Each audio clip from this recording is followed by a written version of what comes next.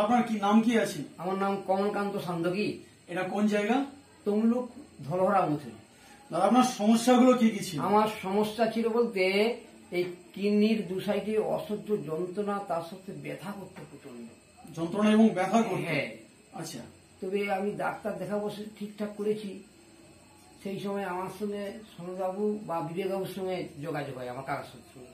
আচ্ছা। ওনা আমাকে এই বিতর্কের কথা বলে, ডিপর্গের কথা বলে। ডিপর্কের কথা বলে। তো আমি এটি বিশ্বাস করে সনদবাবুর কথা, কাকার কথা বিশ্বাস করে এই ডিপর্ক খাওয়া আরম্ভ করলাম। আচ্ছা।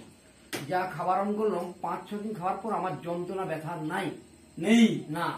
কিন্তু 10 দিনের মাথায় একটু বেড়ে যায়, আমার ধৈর্য হারানো শুরু করি।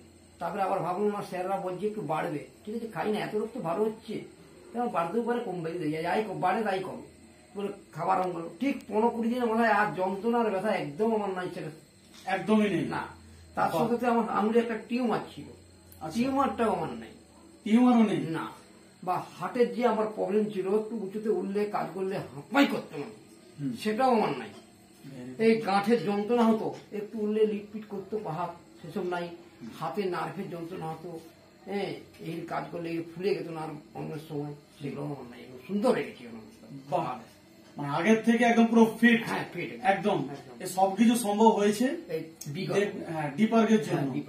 তো ডিপার্গ জন্য কিন্তু অসংখ্য ধন্যবাদ এবং জয়দেব, জয়দেবকে জয় ডিপার্গ। নমস্কার।